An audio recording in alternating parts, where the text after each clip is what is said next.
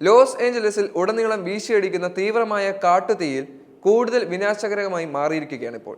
കുറഞ്ഞത് ഏകദേശം 16 പേരെങ്കിലും മരിച്ചിരിക്കുകയും 12,000-ലധികം കെട്ടിടങ്ങൾ നിലംപരിശാകുകയും ചെയ്തുവെന്ന് അധികൃതർ പറയുന്നുണ്ട്. അഗ്നിശമന സേനാംഗങ്ങൾ തീയണയ്ക്കാൻ കഠിനമായ പോരാട്ടത്തിൽ ഏർപ്പെട്ടിരിക്കുകയാണ്. രാത്രിയിലും അടുത്ത ആഴ്ചയുടെ തുടക്കങ്ങളിലും ശക്തമായ കാറ്റ് പ്രവചിക്കുന്നത് ഈ ശ്രമത്തെ അപകടത്തിലാക്കുമെന്നുള്ളത് ഉദ്യോഗസ്ഥർ മുന്നറിയിപ്പ് നൽകുകയും ചെയ്തു. ലോസ് ഏഞ്ചലസ് കൗണ്ടിയിലെ സജീവമായ 4 തീപിടുത്തങ്ങളിൽ ഏറ്റവും വലുതായ പാലിസേഡ്സ് കാട്ടുതീ 1000 ഏക്കറിലേക്ക് കൂടി വ്യാപിച്ചു.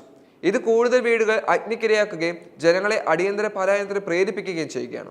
അൽത്തഡേനിയയിലെ ഈറ്റൻ തീപിടുത്തവും മറ്റു തീപിടുത്തങ്ങളും തുടരുന്നതിനാൽ 1,00,000-ലധികം പേർ സ്വന്തം വീടുകളിൽ നിന്ന് പലായനം ചെയ്യുകയും ചെയ്തു. പാലിഡേസ്റ്റ് കാട്ടുതീയിൽ മാത്രം 22,000 ഏക്കറിലധികം നശിക്കുകയും 426 വീടുകൾ ഉൾപ്പെടെ 5,000 കെട്ടിടങ്ങൾ അഗ്നിക്കിരയാകുകയും ചെയ്തതായി CAL ഫയർ ഉദ്യോഗസ്ഥർ ടോഡ് ഫോപ്കിൻസിനോട് പറഞ്ഞു. ഇതിനിടെ പാലിഡേറ്റ്സിൽ കാട്ടുതീക്ക് സമീപം ഒരു അഗ്നി ചുഴലിക്കാറ്റ് വീശുന്ന വീഡിയോ പുറത്തു വന്നിരുന്നു. ചൂടുള്ള വായുവും വാതകങ്ങളും തീയിൽ നിന്ന് ഉയരുമ്പോഴാണ് ഫയർനാഡോ സംഭവിക്കുന്നത്.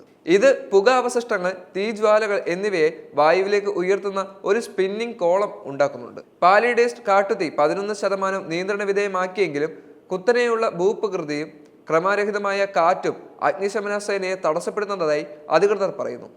ലോസ് ഏഞ്ചലസ് ഫയർ ഡിപ്പാർട്ട്മെന്റിന്റെ ഡേവിഡ് ഓർട്ടിസ് NBC ന്യൂസിനോട് സംസാരിക്കുമ്പോൾ തീയെ ഒരുപാട് വ്യത്യസ്ത തലങ്ങളിൽ ഒരു രാക്ഷസൻ എന്നാണ് അദ്ദേഹം വിശേഷിപ്പിച്ചിരുന്നത്.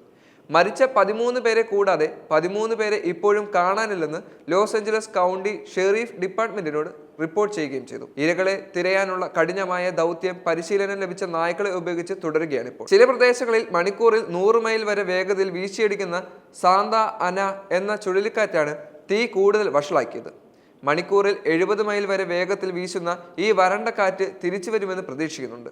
വരണ്ട വായുവും വരണ്ട സസ്യജാലങ്ങളും കൂടിച്ചേർന്നാൽ ലോസ് ആഞ്ചലസ് കൗണ്ടിയിലെ തീപിടുത്ത ഭീഷണി ഉയർന്ന നിലയിലാകും. ഫയർ ചീഫ് ആന്റണി മറോൺ പറഞ്ഞു. 1,53,000-ലധികം താമസക്കാർ നിർബന്ധിത ഒഴിപ്പിക്കൽ ഉത്തരവിന് കീഴിലാണിപ്പോൾ. 57,000 കെട്ടിടങ്ങൾ അപകടത്തിലായി.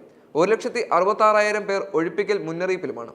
ജനുവരി 7-ന് തീപിടുത്തം ആരംഭിച്ചത് മുതൽ അവർ ഏകദേശം 39,000 ഏക്കർ സാൻ ഫ്രാൻസിസ്കോയേക്കാൾ വലിയ പ്രദേശം കത്തി നശിക്കുകയും മുഴുവൻ കമ്മ്യൂണിറ്റികളെയും നശിപ്പിക്കുകയും ചെയ്തു. ഫെമ വഴി ഫെഡറൽ സഹായം അൺലോക്ക് ചെയ്തതുകൊണ്ട് പ്രസിഡന്റ് ജോ ബൈഡൻ മേഖലയിൽ ഒരു വലിയ ദുരന്തം പ്രഖ്യാപിക്കുകയും ചെയ്തു. ശനിയാഴ്ച അദ്ദേഹം സ്ഥിതിഗതികൾ വീണ്ടും വിശദീകരിക്കുകയും ഫെഡറൽ സഹായം ഏകോപിപ്പിക്കാൻ സംസ്ഥാന പ്രാദേശിക ഉദ്യോഗസ്ഥരുമായി സംസാരിക്കുകയും ചെയ്തിട്ടുണ്ട്. അതേസമയം അയൽ സംസ്ഥാനങ്ങളും കാനഡയും മെക്സിക്കോയും കാലിഫോർണിയയെ സഹായിക്കാൻ അഗ്നിശമന സേനാംഗങ്ങളെയും ഉപകരണങ്ങളെയും അയച്ചിട്ടുണ്ട്. അതേസമയം ഒന്നിലധികം തീപിടുത്തങ്ങൾ നിയന്ത്രിക്കാൻ ഏരിയൽ ടീമുകൾ വെള്ളവും ഫയർ ഡിപ്പാർട്ട്മെന്റും ഉപയോഗിക്കുന്നത് തുടരുകയാണ്.